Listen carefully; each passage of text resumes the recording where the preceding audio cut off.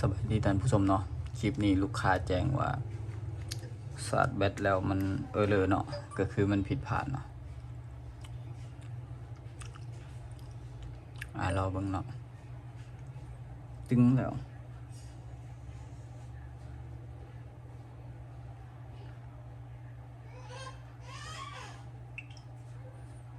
นี่เนาะการสักผิดพลาดเนาะตัวนี้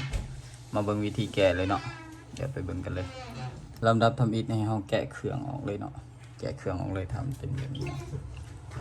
หาเหล็กมาจิ้มซิมแล้วก็แกะออกเลยเนาะ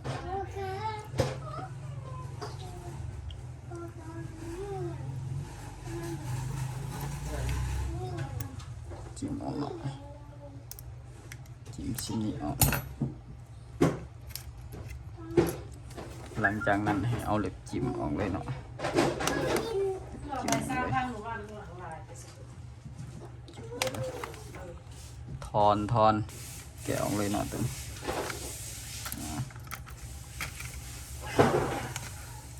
หลังจากนั้น ให้หั่นน็อตตรงนี้หั่นออกเลยเนาะหั่นออกเงื้อแบตใหม่เนาะตัวนี้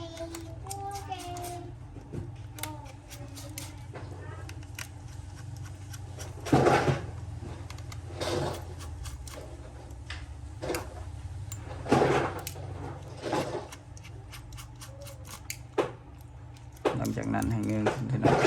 นี่เนาะบ่มันจะเป็นแบบนี้หลังจากนั้นให้เราบีบใส่เลยเนาะบีบใส่บีบแบตลงเนาะมันพอติจุซื่อๆเนาะบีบลงเนาะ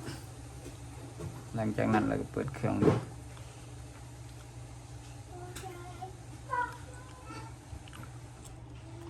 หลังจากนั้นรอถ่าเครื่องขึ้นเนาะเดี๋ยวจึงสร้างให้เบิ่งเนาะหลังจากเครื่องขึ้นเป็นทีเอ็มหอยเนาะลองใส่รหัสเบิ่งเนาะ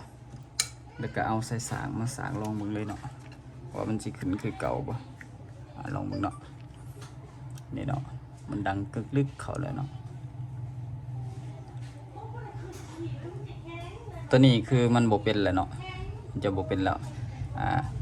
ตอนนี้22%เนาะมาเบิ่งเนาะ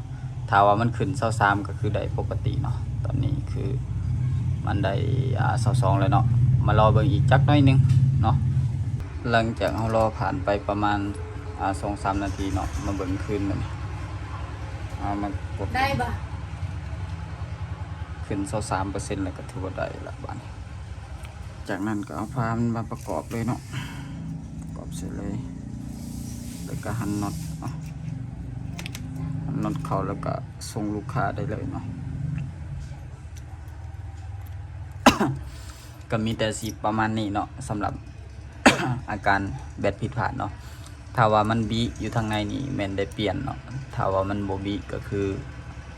แกะและสบใหม่ก็คือได้เลยเนาะ